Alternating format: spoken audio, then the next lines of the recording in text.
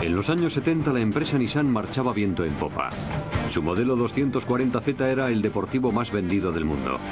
El público acudía en masa a comprar sus vehículos.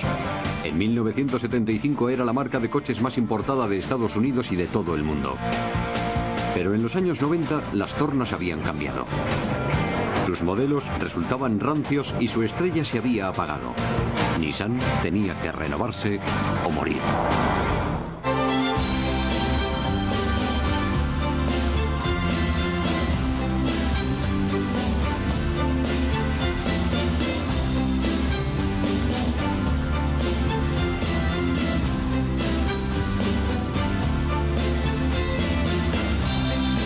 Grandes coches.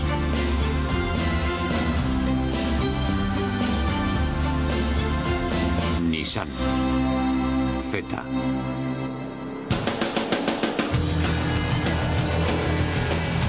El Nissan Z es la prueba de lo mucho que puede hacer un producto por una empresa.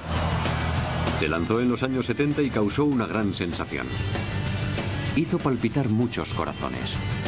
Pero tuvo una muerte lenta y desapareció en los años 90. Su renacimiento simbolizó la vuelta al ruedo de Nissan. Para entender esta montaña rusa corporativa, hemos de remontarnos a sus comienzos. La empresa automovilística Nissan empezó a fabricar el pequeño coche de pasajeros Datsun en abril de 1935. Era un modelo que demostraba al mundo que Japón constituía una nación moderna e industrializada. Los preparativos de la guerra desviaron la atención de la empresa hacia los camiones militares. Después de la guerra, el país trató de rehacerse y recuperar el pulso económico. La fábrica de Nissan permaneció confiscada por las fuerzas de ocupación durante casi 10 años. Muchos de sus concesionarios la abandonaron y se pasaron a Toyota. El antiguo régimen ya no funcionaba. Nissan tendría que apartarse de la tradición.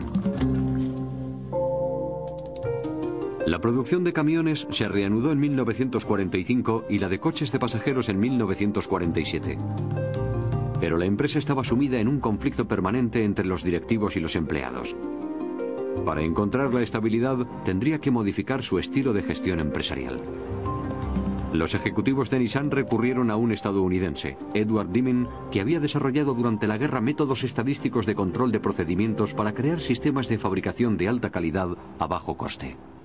I told the Japanese that they would capture markets within 5 years the world over, that they would take their place alongside prosperous nations. They have done it. They have done it. No one, I was the only man in Japan in 1950 that believed it, but I believed it and I knew it. Aunque parezca mentira, los fabricantes de coches estadounidenses ignoraron los métodos de Deming. Pero Nissan los adoptó e inició el camino hacia la recuperación. Le ayudaron a ocupar un lugar relevante en la rápida transformación del país. Había empezado el milagro japonés. Yutaka Katayama fue una de las pocas personas que se atrevió a lanzar a Nissan a la escena internacional. Sentía pasión por los coches y las carreras. En 1958, Katayama convenció a la empresa para participar con 2 Datsun en el Rally de Australia, una de las carreras más agotadoras del mundo. Los coches obtuvieron la victoria en su categoría gracias a la resistente ingeniería Nissan. En Nissan, la ingeniería siempre ha sido más importante que el aspecto comercial. Por eso, en el pasado, las ventas han sido un poco flojas. Pero incluso en las peores etapas, la empresa supo mantener su posición dominante en materia de ingeniería. El mundo reconoció las hazañas de Nissan y otorgó a Deming el premio a la excelencia en ingeniería. Nissan lo interpretó como una señal de que ya estaba lista para exportar sus coches. Constituía una decisión costosa y arriesgada, pero era la única forma de crecer. Percibió que existía una demanda de coches pequeños y económicos. Ese tipo de coches eran poco habituales en Estados Unidos. Los coches grandes dominaban las carreteras, pero había gente que compraba Volkswagen y otros automóviles europeos. Para aprender a vender coches en Norteamérica, había que contar con alguien que conociese bien el mundo occidental. Katayama recibió el encargo de introducir a Nissan en la escena internacional. Había hecho la carrera en Estados Unidos y tenía sensibilidad para detectar lo que quería la gente. Observó que los Volkswagen tenían un cierto encanto, que los Mercedes ofrecían lujo, que los Jaguars resultaban atractivos, que los Porsches eran apasionantes y que los Nissan parecían sosos. Todo el mundo sabía que se enfrentaba a una tarea difícil. Decidió vender los coches bajo la marca Datsun para que la reputación de Nissan no sufriese si el experimento de marketing global fracasaba. En otras partes del mundo, el tamaño diminuto de los Nissan no era una desventaja. En Europa, un Nissan podía confundirse fácilmente con un Renault, un Fiat o un Morris. Con el alza del precio de la gasolina, la bajada de los salarios, las carreteras estrechas y la falta de garajes en las casas, los coches pequeños resultaban muy prácticos. Aunque los Nissan no desentonaban en absoluto en Europa, Katayama sabía que para poder venderlos en Estados Unidos tenía que cambiar de estrategia. Ofreció formación a sus ingenieros para que aprendiesen a diseñar y fabricar coches que cautivasen al consumidor norteamericano y situasen a Datsun en el mapa. Fue un proceso de aprendizaje muy lento. Los coches disponían de una tecnología cada vez más avanzada, pero seguían resultando aburridos. Con una llamativa excepción, el Fairlady 1500. Inspirándose en el MG, Nissan creó una serie de modelos deportivos utilizando el chasis del sedán. Los deportivos 1600 y 2000 resultaban más fiables que el MG y el Triumph, pero no eran los coches revolucionarios que necesitaba Nissan. Katayama no se rindió. Seguía pensando que necesitaba un modelo deportivo atractivo para destacar entre la competencia. Algo que pudiese rivalizar con los Corvette, los Jaguar y los Porsche. No estaba solo. Algunos de sus ingenieros y diseñadores compartían su pasión por los automóviles deportivos. La empresa contactó con Albert Gerth, un diseñador de coches deportivos alemán, para que les ayudase a diseñar un prototipo. Era famoso por haber concebido los BMW 503 y 507 de 1957, dos deportivos que se consideraban verdaderos clásicos. Muchos creen que el trabajo que efectuó para Nissan inspiró los primeros diseños del que se convertiría en el legendario 240Z. Katayama había sido ascendido a presidente de la filial de Nissan en Estados Unidos y no dejaba de insistir en la central japonesa para sacar adelante su proyecto preferido. Su perseverancia dio como fruto la formación de un nuevo equipo de diseño para desarrollar un deportivo para el mercado estadounidense. El plan recibió el nombre en clave de Diseño Nissan, Proyecto Z, porque ya se habían utilizado las demás letras. Gerth había enseñado a los ingenieros japoneses a reproducir los planos en maquetas de arcilla. Ello les permitió realizar prototipos en 3 dimensiones y observarlos desde todos los ángulos. Modelando con las manos podían palpar las curvas que querían que tuviese el coche. Una vez que acabaron la maqueta, empezaron a fabricar prototipos. Katayama quería que el coche tuviese un aspecto moderno y estilizado. Pidió que lo probasen en un túnel de viento y lo refinaran como si se tratase de un coche de carreras. Se mostró satisfecho con la forma, pero exigió que se efectuasen más pruebas. Antes de fabricar el coche en serie, tuvo que superar una serie exhaustiva de pruebas contra posibles accidentes. La seguridad era una preocupación cada vez más importante en Estados Unidos. Los prototipos se fabricaron, se desmontaron, se probaron y se refinaron hasta que el equipo tuvo la certeza de que estaban listos para triunfar en el mundo. En 1969 llegó por fin el momento de enseñar al público los resultados de su trabajo. La empresa presentó el Fairlady Z en el Salón del Automóvil de Tokio. Concentró toda la atención de los medios y acaparó el protagonismo de la feria. Katayama estaba seguro de que su coche conquistaría el mundo.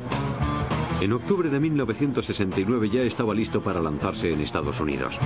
El coche tenía el aspecto de un triunfador, pero Katayama sabía que su nombre, Fairlady Z, correspondía a un perdedor. Lo rebautizó como 240Z. El atractivo modelo captó la atención de los jóvenes de toda Norteamérica.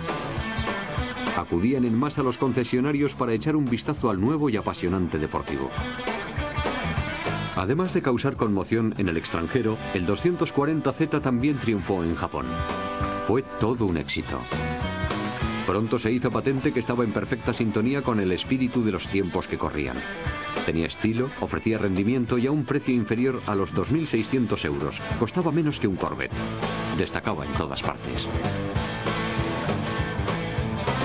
La prensa automovilística reaccionó de forma inmediata ante el Z. Los editores se quitaban los coches de las manos en cuanto llegaban desde Japón y los retrataban en la portada de sus revistas. Los periodistas escribieron críticas muy halagadoras que no se parecían nada a la fría acogida que recibía la mayor parte de los coches japoneses. Pero para que lo aceptasen como coche deportivo de categoría mundial, Nissan tenía que demostrar que el Z podía ganar carreras.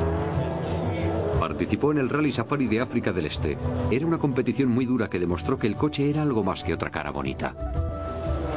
Already more than half the entrants have retired. Datsun number 11 is running the wild plain of Uganda, closing in on a Porsche, the leader, and its 13-point lead.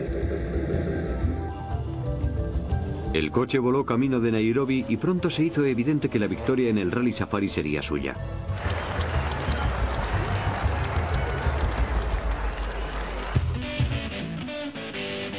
Muchos supieron ver su potencial para la competición. Se formó un equipo que ganó numerosas carreras patrocinadas por el SCCA, el Club de Automóviles Deportivos de Estados Unidos. John Morton fue uno de sus principales pilotos.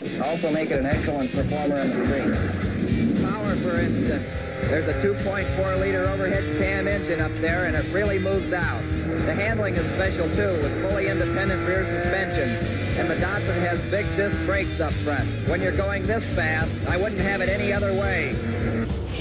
El equipo ganó el campeonato del SCCA de 1970 y 1971 en la categoría C, y Nissan premió sus victorias con un contrato para desarrollar una versión de alto rendimiento del coche. La publicidad derivada de las carreras y las alabanzas de los medios dispararon las ventas. En 1970, un año después de su comercialización, un Z de segunda mano se vendía más caro que cuando estaba nuevo. Los fabricantes de coches estadounidenses solían menospreciar los coches japoneses antes del éxito del Z, y no supieron reaccionar a la invasión de coches pequeños europeos y japoneses. Los coches pequeños que se fabricaban en Detroit sobrevivían solo gracias a la fidelidad de clientes que solo compraban productos hechos en Estados Unidos. Y la situación estaba a punto de empeorar. Cuando la OPEP, la Organización de Países Exportadores de Petróleo, cerró el grifo en 1970 y empezaron a formarse colas en las gasolineras, los compradores recurrieron a los coches japoneses en busca de un menor consumo de combustible. El 240Z consumía menos de 12 litros de gasolina por cada 100 kilómetros y otros modelos de Datsun gastaban todavía menos. Y los compradores se encontraron con una agradable sorpresa. Los coches japoneses no solo consumían menos que sus rivales de Detroit, sino que también estaban mejor fabricados. No sufrían tantas averías y eran más fiables, y sus concesionarios ofrecían mejor servicio al cliente. Aunque la mayoría de los norteamericanos permanecieron fieles a los coches hechos en Estados Unidos, las importaciones crecieron. Nissan y Katayama se subieron a la cresta de la ola. En 1973, las ventas totales del 240Z ya habían superado las 115.000 unidades. Los coches pequeños japoneses ya no eran una curiosidad. Estaban presentes en todas partes. Los jóvenes los compraban en masa porque resultaban más económicos y también porque significaba un acto de rebelión contra los coches que conducían sus padres. Además, eran más divertidos de conducir. En 1974 se fabricó un motor más grande para el 240Z, de 2,6 litros, y se rebautizó como 260Z. El cumplimiento de la estricta normativa en materia de emisión de gases restó algo de potencia al nuevo modelo, que solo tenía 139 caballos, pero los críticos lo recibieron con los brazos abiertos. La prensa y el público prestaron una buena acogida al nuevo Z. Alcanzó la plusmarca de ventas anuales con más de 63.000 unidades vendidas. Pero había quien no estaba satisfecho con la pérdida de potencia. Al año siguiente, Nissan lanzó un modelo más potente con un motor de 2,8 litros, al que por supuesto se llamó 280Z. Gracias a él, Datsun se convirtió en la marca de coche más importada en Estados Unidos en el año 1975. Era una gran hazaña que a su vez reflejaba la buena marcha de la empresa en casa. En 1974, Nissan tenía una cuota de mercado del 34% en Japón. Era una empresa a tener en cuenta. Pero aunque las cifras de ventas resultaban prometedoras, existían graves problemas de tipo organizativo que al final casi destruyeron la empresa. Katayama sabía que Nissan no podía dormirse en los laureles y quería sobrevivir en un mercado global cada vez más competitivo. Se enfrentaba constantemente a los ejecutivos de la central con propuestas de cambios. Su recompensa fue una invitación a la jubilación anticipada en 1977. Katayama pensaba que la empresa había perdido el rumbo. El tiempo acabaría dándole la razón. En la superficie parecía que las cosas marchaban bien. En 1979 se presentó un nuevo modelo de Z, el 280ZX. Era más grande y más lujoso que sus predecesores. El nuevo coche recibió alabanzas de los medios, que lo presentaron como un serio contrincante para el Corvette y el Porsche. Las ventas se dispararon hasta las 86.000 unidades. Además ganó el campeonato del SCCA por 10º año consecutivo.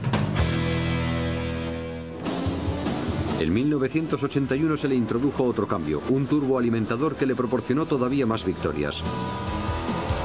Y en 1984 se lanzó un modelo de Z especial por el 50 aniversario de Nissan, el 300ZX.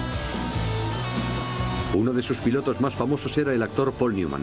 Había empezado a competir con el Z en 1979 y era más que un simple aficionado, era un competidor serio. Ganó la GT1 del SCCA en 1985 y 1986. Nissan estaba encantada porque representaba una gran publicidad para el nuevo Z. El 300ZX era más estilizado y tenía un motor más potente de 3 litros. La potencia del motor normal era de 160 caballos y la del turbo alcanzaba los 200. Fue el segundo modelo más vendido de Z, pero había quien opinaba que era demasiado lujoso.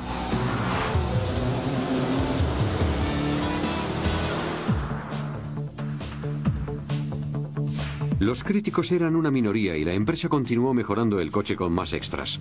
En 1990 se refinó su diseño y se le confirió un aspecto más agresivo. Se le dotó con un nuevo motor de doble árbol de levas en cabeza de 3 litros, con una potencia de 222 caballos que se transformaban en 300 en la versión turbo. La revista Motor Trend le concedió al 300ZX el premio al coche importado del año y la revista Automobil le otorgó el premio al diseño del año. La publicación Road and Track le nombró uno de los 10 mejores coches del mundo. Parecía que su leyenda iba a durar para siempre. Pero empezaron a surgir señales de que el alto rendimiento y el lujo de este deportivo lo estaban situando a un nivel de precios demasiado elevado. Su popularidad se había basado siempre en su bajo coste. Ahora alcanzaba un precio de 34.000 euros, más de 10 veces superior a su coste original. Las ventas cayeron en picado, de casi 40.000 unidades en 1990 a poco más de 4.000 en 1995.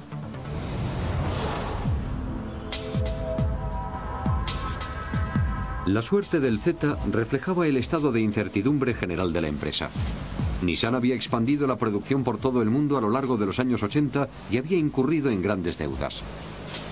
Pero sus coches ya no se vendían.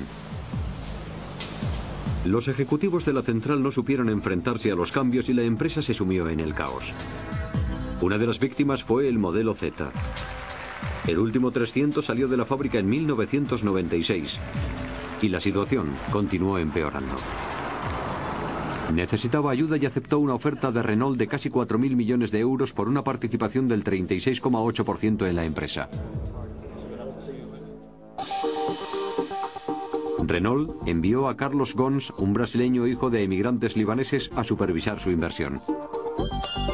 Ghosn se había ganado el apodo de El Destructor de Costes durante su gestión como ejecutivo de Michelin y Renault. En teoría dependía del presidente de Nissan, pero en realidad había acudido a Japón a darle la vuelta a la empresa. No le asustaban los cambios. Everything we touch, we shift. And everything we shift, we try and do make better. Shift is not just a tagline. It is in fact a value that motivates us to stretch, to deliver our very best. It manifests itself in working across functions, companies, borders and cultures. Su plan de retorno rápido a los beneficios se basaba en la reducción de la deuda, el cierre de fábricas y los despidos de mano de obra. Creía que la llave del crecimiento a largo plazo era un nuevo modelo. Decía que no existía ningún problema que un buen producto no pudiese resolver. Estaba decidido a que la empresa volviese a fabricar los modelos novedosos e innovadores de su época de gloria de los años 60 y 70. Nissan era una empresa que había revolucionado la imagen que tenía el público de la ingeniería y la fabricación de automóviles. Estaba claro que tenía que resucitar el Z. One of our goals has been to add an emotional dimension to our products. We knew we had to retain the strength of our serious engineering and expertise and add to it both a visual passion and excitement. In the new Z, we wanted to create an authentic front-engine rear-wheel drive sports car. Gons contrató a Shiro Nakamura, procedente de Isuzu, y le puso a cargo del diseño. From 240Z, we brought affordability, practicality, and true sense of fun. From the 300ZX, we brought contemporary design and contemporary sports car proportions. Jerry Hirschberg, antiguo presidente de diseño de Nissan Estados Unidos, recibió el nuevo Z con los brazos abiertos. We did not want retro, but we did want a kind of fusion of the DNA of both 240 and the 300ZX. We aimed to capture the kind of feline grace, I've called it, of the 300ZX, along with the kind of long hood, kind of sassy, short deck, kickback stance of the original 240Z. We also wanted to project a strong sense of the car's extraordinary performance, and I have to tell you, it is extraordinary. Cuando se lanzó el deportivo Nissan 350Z en agosto de 2002, se hizo patente que se había producido un cambio. Enseguida se convirtió en el deportivo más vendido de Estados Unidos, con más de 40.000 unidades vendidas en el primer año. Era un coche con estilo, de 287 caballos de potencia, que esperaba haber sabido capturar el legado del Z en lo que respecta a diseño, rendimiento y economía. La prueba clave tuvo lugar cuando el padre del Datsun 240Z original, Yutaka Katayama, examinó el nuevo modelo. A la empresa volvía a interesarle su opinión. Antiguamente era un coche para los jóvenes, pero ahora han crecido y se han hecho mayores. Y este modelo también está dirigido a esa gente de mediana edad o incluso mayor. Hasta yo puedo disfrutarlo. El coche superó la prueba de Katayama, que representaba un indicador crítico para la empresa. Este deportivo de aspecto ágil ofrecía un mayor rendimiento y más extras que el original, pero conservaba su espíritu de sencillez refinada. El Z no fue el único modelo que surgió de la máquina de cambios del tándem Gons-Nakamura. Su sencillo sedán, el Ultima, recibió premios y alabanzas y disparó las ventas. Se convirtió en el modelo más vendido de Nissan. La empresa había recuperado el pulso y Gons se sintió preparado para atacar el último bastión de Detroit, la camioneta. Fabricó el Titan con motor V8, un enorme camión con una capacidad de arrastre máxima de 4.260 kilos. Nadie volvería a pensar que los vehículos japoneses eran diminutos. Y al aumentar el tamaño de sus coches, Nissan no se olvidó del estilo. Su esbelto Murano destacaba entre los demás todoterrenos de aspecto clónico. La empresa volvió a obtener beneficios. Gons había cumplido los cambios prometidos y mucho más, incluida una versión descapotable de su modelo más emblemático, el Z. Nissan había recuperado el rumbo. Pero Gons no estaba todavía satisfecho. Tenía territorios nuevos en mente, como China. Había eliminado la antigua imagen de la empresa y la había sustituido por otra moderna y vibrante. Y el Z jugó un papel fundamental en esta transformación. Creo que es muy difícil expresarlo con palabras. Hay que experimentarlo. Así que pruébenlo. Nissan ha recorrido un largo viaje. Desde los sueños de su fundador hasta su evolución como gran multinacional, la empresa ha demostrado repetidamente que un solo hombre y un solo coche pueden marcar la diferencia.